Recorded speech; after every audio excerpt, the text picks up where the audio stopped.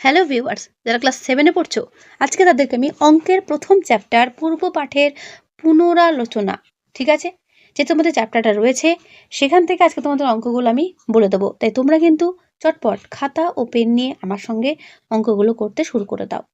তোমাদের প্রথম যে চ্যাপ্টার রয়েছে, যেটা আগের, যেটা তোমাদের 6-এ পড়েছো, সেই সম্পর্কে অঙ্কগুলো কিছু না কিছু মিল তোমরা পাবে। অর্থাৎ সেই লেসন মানে 6-এ যে চ্যাপ্টারগুলো করেছো সেখান থেকেই তোমাদের কিছু জানা অঙ্ক এই প্রথম চ্যাপ্টারে দেওয়া থাকে। তো চলো শুরু করছি, দেখে নাও। প্রথমে চলে এসো পাতা নম্বর 2, নিজে করো বা নিজে করি 1.1। এই অঙ্কগুলো কিন্তু পরীক্ষাতে শর্ট কোয়েশ্চেনে দেয়, তাই অনেকে কিন্তু কষে দেখি অঙ্কগুলো করে, নিজে করি অঙ্কগুলো করেন। তাই প্রত্যেকে বলবো অঙ্ক কিন্তু তোমাদের সব রকমই করে রাখতে হবে, নিজে করি থেকে শুরু করে কষে দেখি এবং কিছু কিছু উদাহরণের অঙ্কগুলো দেখে রাখতে হবে, তবেই না অঙ্কতে ফুল মার্কস পাবে। তো তোমাদের প্রথম ইউনিট টেস্ট পরীক্ষাতে কিন্তু এই অঙ্কগুলো থাকবে, তাই ভালো করে অঙ্কগুলো দেখে নাও। নিজে করি 1.1, 1 টাকার 1/2 অংশ সমান কত পয়সা? তোমরা হয়তো অঙ্কগুলো আগের ক্লাসে করেছো, অনেকেই হয়তো পারবে। যারা পারবে তারা কমেন্টে অ্যান্সার করতে শুরু করে দাও, যারা পারছো না বা বুঝতে পারছো না তারা দেখে নাও। দেখো, 1 টাকার 1/2 অংশ সমান কত পয়সা, প্রথম অঙ্কটা বলছি, ভালো করে বুঝে নাও। অঙ্কটা আগে বুঝতে হবে, তারপর তো অঙ্ক অ্যান্সার করবো।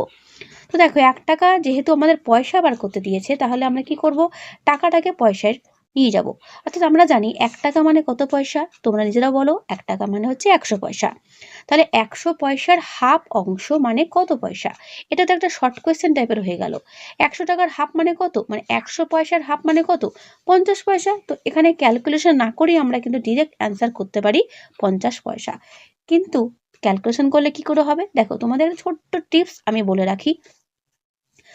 র বা এর থাকলে গুণ হয়। তোমরা হয়তো সরল করার সময় তোমরা পড়েছো যে বদমাস রুলসটা রয়েছে, bracket of division, multiplication, addition, subtraction. অর্থাৎ প্রথমে ব্র্যাকেটের কাজ, তারপর অফ অর্থাৎ এর কাজ, এর মানে হচ্ছে গুণ। তাহলে সেক্ষেত্রে তোমাদের আমি বলবো, এই যে র যেগুলো দেখতে পাচ্ছ, এই র যেখানে থাকবে সেখানে চোখ বন্ধ করে গুণ বসাবে, গুণ চিহ্ন। তাহলে 1 টাকা মানে আমি কি বলেছি, 100 পয়সা। তাহলে 100 পয়সা গুণিত 1/2, 2 দিয়ে যদি 100কে ভাগ করো দেখবে 50 বেরোয়। তার উত্তর কত বেরোলো? 50 পয়সা। আশা করি প্রত্যেকে বুঝতে পারলে। ঠিক এইভাবেই 1 বছরের 1/4 অংশ কত মাস, মাস চেয়েছে, তাহলে 1 বছর মানে কত মাস, 12 মাস করে নিতে হবে। তা 12 গুণিত 1/4, 4 দিয়ে 12কে ভাগ করলে কত হয়? 3 মাস। বুঝতে পারলাম। 4 টাকার 5/8 অংশ সমান কত টাকা কত পয়সা? আগে টাকাই বার করি। 4 গুণিত 5/8 ভাগ করে যেটা বেরোবে সেটা হচ্ছে টাকা। টাকা থেকে আবার পয়সা করে 100 দিয়ে কি করতে হবে? গুণ করতে হবে। তার থেকে বড় কথা, 4 টাকাকে পুরোটাই পয়সা করে নাও, 400 পয়সা।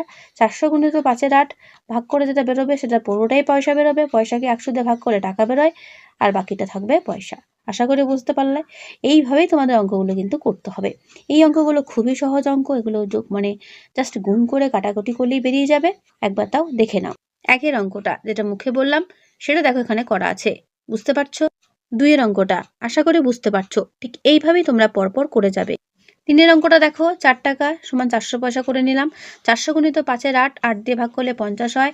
50কে 5 দিয়ে গুণ করলে 250 পয়সা হয়। 250 পয়সা মানে জানো 2 টাকা 50 পয়সা। আশা করি বুঝতে পারলে।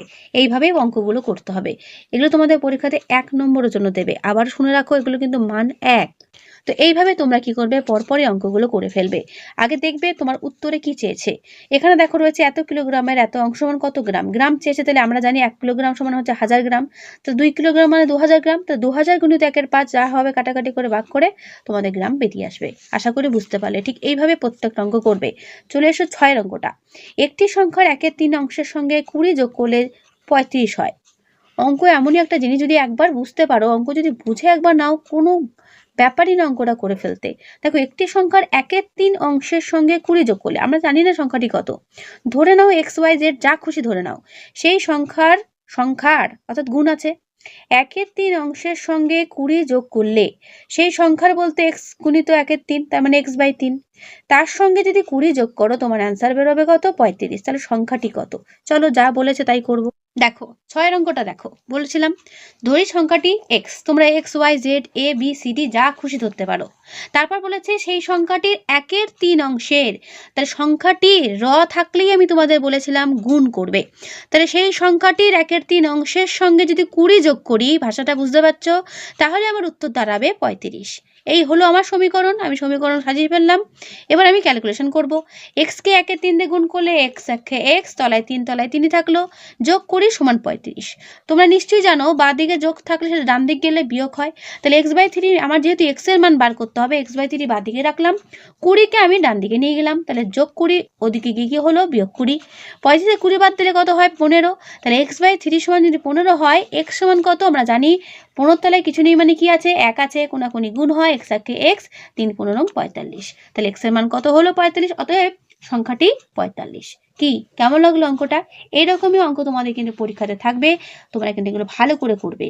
ওকে, আমি তোমাদের দেখিয়ে দিচ্ছি যাতে তোমরা নিজেরাও করতে পারো, সেই জন্য তোমাদের বুঝিয়ে দিচ্ছি। সাতেরটা দেখো খুব সুন্দর করে দেওয়া রয়েছে, হিসেব করে দেখি 5-এর 7-এর 2 গুণের সঙ্গে, তাহলে 5-এর 7 লিখবে, গুণিত 2 লিখবে, তার সঙ্গে কত যোগ করলে, যোগ চিহ্নর পরে যে সংখ্যাটা হবে সেটা তোমরা শূন্যস্থান রাখবে, তাহলে তোমরা কত পাবে 3 পাবে।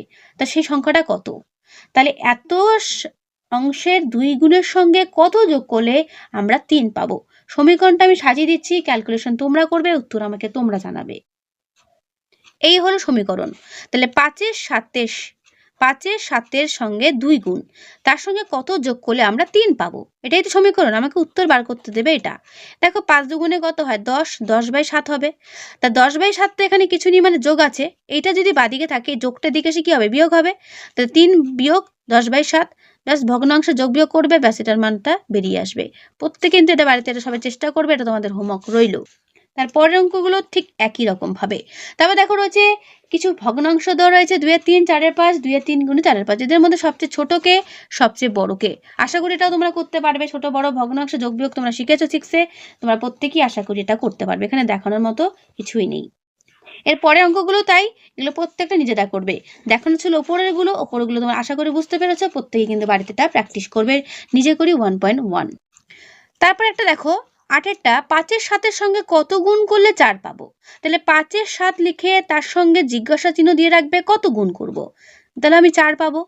দেখো 8-এর অঙ্কটা দেখো, 5-এর 7-এর সঙ্গে কত গুণ করলে আমি 4 পাবো, এইটা আমাকে বার করতে দিয়েছে।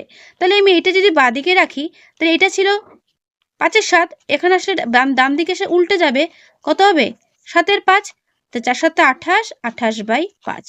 তাহলে 5-এর 7-এর সঙ্গে 28/5 আমি যদি গুণ করি তবেই কিন্তু আমি 4 পাবো। আশা করি বুঝতে পারলে। ঠিক আছে, উত্তরটা হবে 28/5, বা এটাকে যদি ভাগ করে দিতে পারো 5 দিয়ে 28কে, তাহলে মিশ্র সংখ্যা পেয়ে যাবে, সেটা উত্তর রাখতে পারো। ঠিক আছে, আশা করি প্রত্যেকেই বুঝতে পারছো।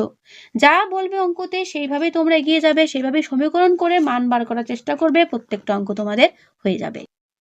তোমরা তো যে বললাম 9-এরটা 10-এরটা কোনটি ছোট কোনটি বড় ভগ্নাংশ, সেটা তোমরা করেছো ক্লাস 6-এ, আশা করি প্রত্যেকেই পারবে। 11 অঙ্কটা দেখে নাও, একটি সংখ্যার 4 গুণ, ওই সংখ্যাটির অর্ধেক যোগ করলে সংখ্যাটি 1/2-3 হয়, সংখ্যাটি কত?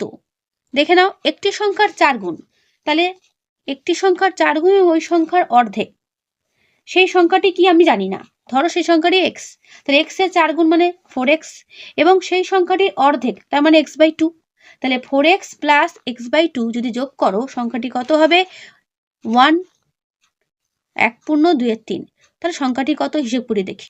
দেখো 11 অঙ্কটা দেখে নাও, একটি সংখ্যার 4 গুণ, বললাম সংখ্যাটি x, তার 4 গুণ মানে 4x, এবং সংখ্যাটির হাফ আমরা কি দিয়ে করি 2 দিয়ে ভাগ করি, হাফ বার করি, তো সেই সংখ্যাটি আমরা x ধরেছিলাম, x কে 2 দিয়ে ভাগ করলাম, তো এটা যোগ করলে আমার যোগফল দাঁড়াবে এটা। বুঝতে পারলে সমীকরণটা? আশা করি প্রত্যেকেই বুঝতে পারলে, যারা বুঝতে পারছো তারা কিন্তু অবশ্যই আমাকে কমেন্টে জানাবে যে হ্যাঁ বুঝতে পারছো। তো দেখো 4x কে গুণ করলে 4x প্লাস x/2 সমান পূর্ণটাকে ভাঙালো মানে মিশ্রটাকে ভাঙাও, 3 3, 2 5, 5/3। আশা করি বুঝতে পারলে। এবার আমরা ভগ্নাংশ যোগ বিয়োগ করছি, 4 দুগুণে 8x প্লাস x/2 সমান 5/3, মানে 5/3 হলো, তাহলে 8x প্লাস x সমান 9x, 9x/2 এদিকে হলো 5/3।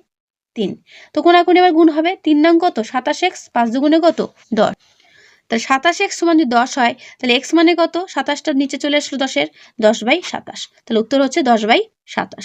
সংখ্যাটি কত ছিল 10/27। ওকে, এরপর চলে আসো 12 অঙ্কটা, 1-এর 2 মাইনাস 1-এর 3 ভগ্নাংশটি 1-এর 2 প্লাস 1-এর 3 এর মধ্যে কতবার আছে হিসেব করি। দেখো একটা সংখ্যার মধ্যে কতবার আছে এটা বার করতে গেলে আমাদের কোনো কথা নেই, ভাগ করতে হবে। যেমন ধরো 5 10-এর মধ্যে কতবার আছে, কি করে বুঝবে, 5 দিয়ে 10কে ভাগ করে 2 বার, তাই না? 5 10-এর মধ্যে কতবার আছে? 2 বার আছে। তাহলে এই ভগ্নাংশের মধ্যে কতবার আছে? সেটা আমরা কি করে পাবো? ভাগ করলেই বুঝে যাব। তাহলে এই ভগ্নাংশ থাকবে ওপরে, এটা থাকবে নিচে। তাহলে আমরা বুঝে যাব। দেখে নাও কিভাবে হচ্ছে। তো দেখে নাও, 1/2 প্লাস 1/3 ভাজিত 1/2 মাইনাস 1/3 ভাগ করলাম। ওপরের ভগ্নাংশ যোগ বিয়োগ করলাম 3 প্লাস 2/6, নিচের ভগ্নাংশের বিয়োগ করলাম 3 মাইনাস 2/6। উপরে দাঁড়ালো কত? 5/6, নিচে কত হলো? 1/6। তো এরকম হলে আমরা কি করি? ওপরের ভগ্নাংশ যা আছে তাই হবে 5/6, নিচেরটা উল্টে যাবে। 1/6টা কি হলো? 6/1 হলো। 6 6 কেটে গেল, 5/1 মানে শুধু 5। তাহলে অ্যান্সারটা কত? 5। অতএব প্রথম ভগ্নাংশটি পরের ভগ্নাংশের মধ্যে 5 বার আছে। আশা করি বুঝতে পারলে।